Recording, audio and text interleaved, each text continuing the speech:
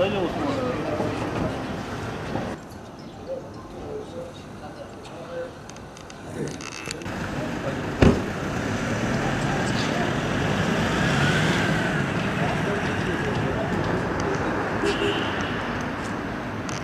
Şimdi şöyle bir bağırma sesi geldi.